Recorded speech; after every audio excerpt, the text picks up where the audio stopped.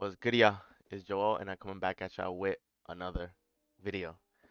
So, with this video, we are doing a recap for Friday, September 8th for NAS100. And as always, we jump into Forex Factory.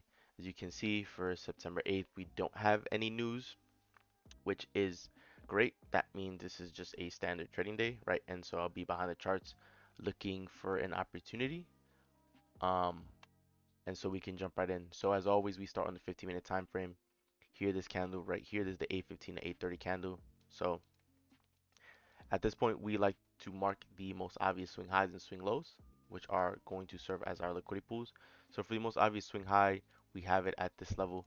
I know it's super close to where price is, but remember this is the most obvious swing high that wasn't tapped into, that wasn't purged um, prior to the start of New York session, right in this gray shaded area, which is the London session, as well as the most obvious swing low. So you see here, this is the most obvious swing low, right? Three candle pattern, right? All three of these candles are within the green shaded box, which is the London session. So these are the two liquidity pools that I'm working with. So once we have this marked, we go into the 1 minute time frame,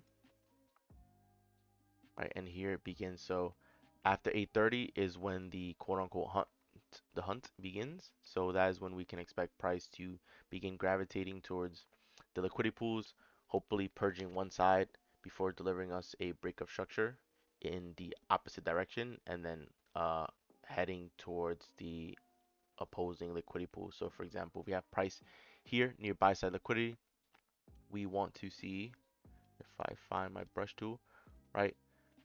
Because it's so close, we want to see a push up ideally, and then after 9:30, right, let's say this green line here is 9:30 open for the stock market, right? Because NAS 100 is a stock, or an aggregate of stocks, I should say, right? We want to see a deeper push up after 9:30, and then a break of structure, right? And then if price gives us a break of structure, we would like to see a fair value gap form, right? Right, we would like to see a fair value gap form, and I'm just color coding all this stuff so you guys can understand a lot better. And then we want to see price push into that fair value gap and then go lower to then take out sell side liquidity. So that is pretty much the strategy, and I'll mark that red so you guys see. So that's pretty much the strategy in a nutshell. I apologize for the crude drawing, but I always want to showcase what it is I'm looking for so that we're on the same page. And I can definitely do a video in the future, um, better, with much better drawings, color coded a lot better, so you guys have that video always as reference so you understand what I'm looking for every single time. But just jumping right in here, we wait for the next candle. So boom, is the 8:30 open, and at this point at 8:31 to 8:32 we already see price tap into buy side liquidity. So usually when price raise liquidity, I want to see an obvious run. I don't really want to see like a couple pipettes or like one pip. I want to see it like actually move above. So now at this point, we already know buy side was rated into. So immediately at this moment, once this happens, I am automatically bearish, right? I have sell side bias. I'm only looking to take sells for the day. I'm not interested in taking a buy, right? Because price is clearly pushing up to a premium level. So with price being so high, I want to sell price when it's high and then buy it back down when it's low, to get out of the trade to be able to make money in the sell and vice versa, right? So I don't really care what price does. You see prices pushing up. Remember, we're waiting for the 9:30 open now. Now we got our bias.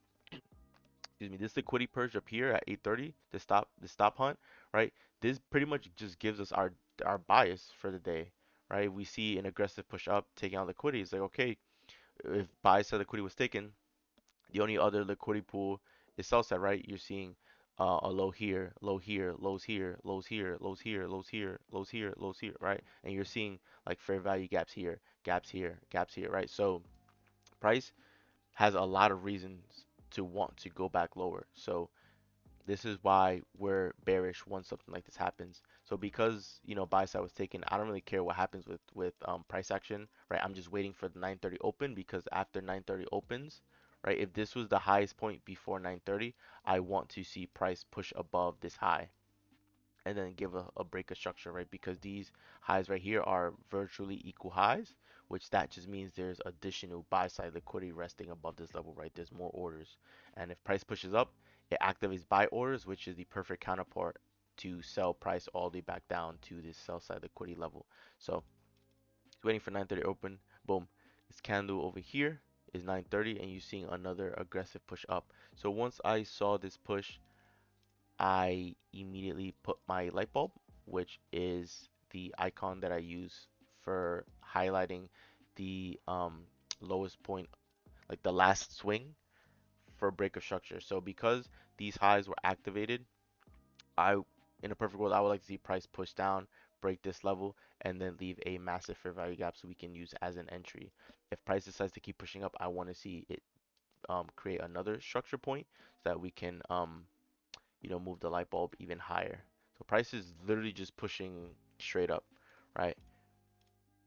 Okay, perfect. So you see that price made this high, came down, and then made a new high, right? So this low here will now serve as the last structure, right? Because this is an obvious swing um, low.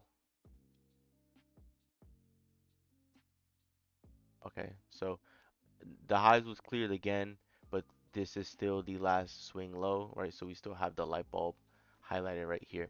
Now, as you can see, this high was cleared with this candle right here. So now the most obvious swing is at this level right here. So now if price pushes down, we want to see an aggressive move down and we want to see a fair value gap that's left. Okay, so now price clears this high right here, this candle right here gets cleared here.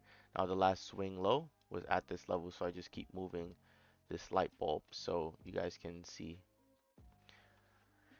All right, price pushed down and technically broke structure, but there was not a fair value gap that was left, so we wouldn't do anything. We would just stand still, right, and then wait for another push higher. So I'll just rewind one candle. So, right, if let's just say this candle made the new high, right? This is the most obvious low, and we see this candle close like this. We're not gonna get a fair value gap, because this candle is obviously just wicks, right? And then at this point, we would need our fair value gap to fall within the displacement range of this candle's low to this candle's high, right? The fair value gap would need to form in this range, which right now you're just seeing wicks. So you pretty much just wait, and then this next candle here pushes up, makes a new high. So with this new high being formed, this is now the last structure point in the market. So if it delivers a break of structure, I want to see break of structure with a fair value gap within the range. So once again, high gets cleared, but this is still the last structure point, so we keep going. Boom. Right, so this is what I'm looking for. I'm looking for price to push up and then an aggressive move down. So you're seeing black candle, black candle, black candle, black candle, which is great. So now, just so I can highlight it all so we can all be on the same page, right? I am looking for a fair value gap to form within this box here, the displacement low to displacement high. Um, I'm looking for a fair value gap to form here, just because price moves an algorithm. So because price is bullish, bullish, bullish, bullish, this push down is break of structure. Now price is bearish. So now this range is essentially sensitive to price, like it remembers this area. So um, if we get a fair value gap, I'm looking for a gap in either the 3-minute, 2-minute, or 1-minute time frame. I like staying on the 1-minute time frame, but we have those time frames to work with. So if I skip one more candle, boom, we do have our obvious fair value gap that forms right within the pink, right? Our displacement low to displacement high, right? We have a clear fair value gap. So it is up to you guys if you want to check the 2-minute, 3-minute, right? 2 minutes, the entry would technically still be at the same level, just the fair value gap is bigger on the 2-minute, and 3-minute, big fair value gap, but I would probably stick either on the 2-minute or the 1-minute time frame. It doesn't matter, you get the same exact entry. So this is exactly what we are looking for. Every single confirmation is met. In my eyes, this is an A plus setup. Does not guarantee that we'll win the trade, right? Because trading is a game of probabilities, and all you want to do is one, have a high probable setup, something that repeats that you have confidence in, that you know works, right? A model that actually has logic to it, right? Our model is utilizing liquidity and imbalances and fair value gaps, right? Which we know is what the market gravitates towards. And we've seen literally virtually every single video I've posted on YouTube for NAS, you're seeing price go up one side and then clear the other. Go like attack one side of liquidity, clear the other, because price has a tendency to clear both sides of liquidity. So with that understanding, um, this would pretty much be our entry, right? We would take a short from the open of this fair value gap, right? Stop loss at the high, and then our fine would take profit at the low down here. So this would essentially be about a a little over a 1 to 4 risk reward, which is phenomenal. And you're seeing so many targets on the way down, right? Like you're seeing a fair value gap here, you're seeing another fair value gap here, right? You're seeing lows, and I like to mark my targets in purple, right? You know how I like to color code things to make it, easier for you guys to see, right? At this point, I'm just going to get rid of this blue line for buy side liquidity because you guys know that buy side was taken and we have our eyeball anyways to remind us. So, see here we have a target, we have two potential targets, another target here at this low, right? If we go on maybe like a 5 minute time frame, right, you're seeing another gap here if you want to use it as like a take profit, right? So you're seeing so many potential areas to take profit at. If I were taking this trade, right, and if the trade activated, like I would definitely take off a good chunk of partial at this level, maybe even like 80%, right? Because what this is, um, this would be about a 1 to 2.5, and then the final target is 1 to 4. So it's up to you guys if you want to take it a full target. Me, I like to take partials because there's no guarantee that price is gonna go to this level. We expect it to happen, but it's no guarantee. So this setup, this I would consider this to be an A plus setup, right? Because you see price push up, clear liquidity pools, and then aggressively push down, leaving an obvious fair value gap. Like this is one of these gaps that you just can't miss when you're trading, right? So at this point, I have my sell limit order set, and I'm just waiting for price, because with the sell limit, I'm able to, be super precise with the risk to reward and calculating my risk. So I have the sell limit order set, and I just have this ready um, until 11 o'clock because right now it's almost 10 o'clock, and so at 11 o'clock I stop trading. So we just have this sell limit order set. So boom, price taps into this fair value gap. So at this point, what I'm waiting for, I would like to see price go down and close. Not just wick on this level. I want to see price close under this level because once price close under this level, that's when I move my stop loss to break even. That's just the rules that I have and the strategy that I use. So you can have your own rules as far as when you decide to move your trade to break even if you put it to break even at all. But when it comes to trading, the I feel like successful traders know how to minimize their risk. So that is my strategy there. I'm just waiting for price to go under this low to move my stop loss to break even. So at this point, super confident that this trade is going to go in our favor, right? And if we keep going, unfortunately, we get stopped out. Yes, we get stopped out. Um, so it's just one of these days where, we have an A plus setup, but it just doesn't pan out, right? And with this happening, right, like it's okay. There's no reason to panic or, feel bad or consider changing your strategy, right? Because no trading strategy has a 100% win rate, right? Um, every strategy will lose at some point. So this was just one of these losses that I had to take. However, this is still an A plus setup. Like every single time I see this, I'm taking it, right? This is the textbook setup, the exact setup that I'm looking for every single time I'm taking a trade, right? Because it fit all of my confirmations, and this is one of these setups that are highly probable that I expected to hit my target.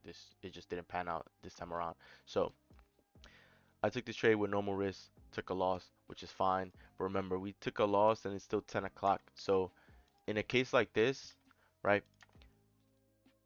If price were to deliver me another entry and it meets all my confirmations, I would take the entry, but I would take it at half my risk. So if that trade I risk 1%, Then if price delivers me another entry, I would take it with 0.5% or like half of 1%, just because the re-entry would essentially be to mitigate your loss, right? To hopefully recover some of the money you lost with the first trade, or, completely wipe out that loss and still walk away with profit. But the point of trading with half risk is so that you don't make your losses bigger, right? You don't like double your loss, right? It only ends up being a fraction of the first loss that you took. And so here you see, and it's the same logic. So we took a loss here, which is fine, but if we just follow the same logic, remember we're bearish with price. So we want to see price make a new high. So you see that this high gets cleared with this candle here. So now the lowest swing level is at this point here, right? So this is the structure point. Now I want to see, price push up again and ideally deliver us a breaker structure. So you're seeing aggressive candles, um, right? But price never comes down here and breaks this level. So we're just watching price to see what happens, right? This candle here clears the high. So now the most obvious swing is at this level here, and we're just going to continue to stock price. So boom, high gets cleared again. Now the most obvious swing low is at this low right here.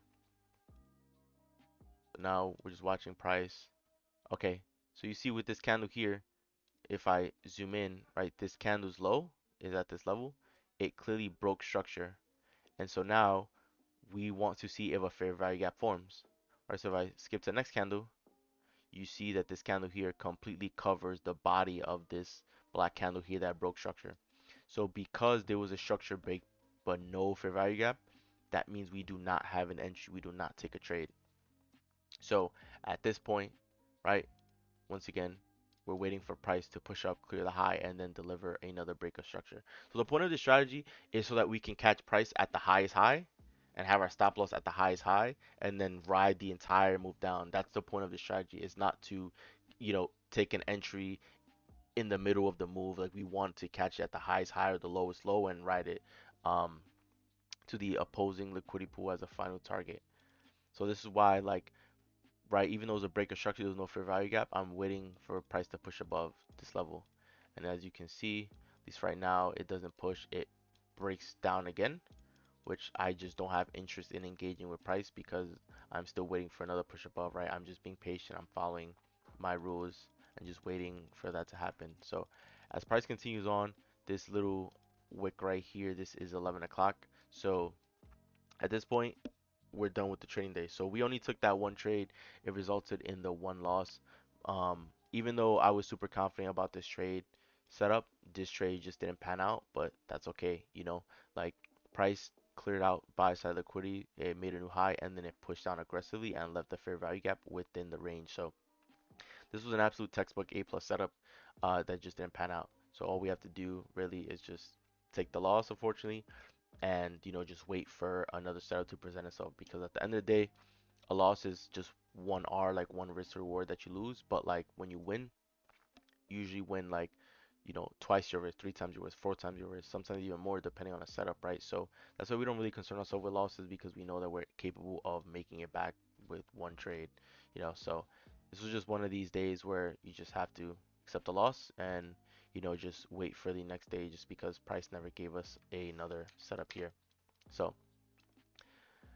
please leave a like, subscribe, comment. Any questions you have, if you found this helpful, any sort of feedback to help me improve these videos, your support is definitely greatly appreciated. Um, yeah, and that was the recap for Friday the 8th. So if I jump right back to Forex Factory to provide you with a outlook on next week. Right, Monday and Tuesday, no news, so we'll trade those days. Wednesday, which was earlier today, with CPI, I do not touch price on CPI days or core PPI days, right? Those are days that are reserved pretty much for, like, price to take liquidity, like to just take out traders, like traders who are not patient, traders who are just gambling. That is where they blow their accounts. So this is why I do not touch price, right? I'm a responsible trader, and I'm also teaching you guys how to be responsible traders. So you I um I may do recap videos for these, even though I don't trade on these days. I may do recap videos for these just so you guys can so you guys can see what I'm talking about, as far as like why I stay away from these trading days. And then Friday is the trading day, so we'll be behind the charts for that. as well. So recap videos for those is coming too. So if you found this helpful, once again, do leave a like and sub. I have more content coming soon.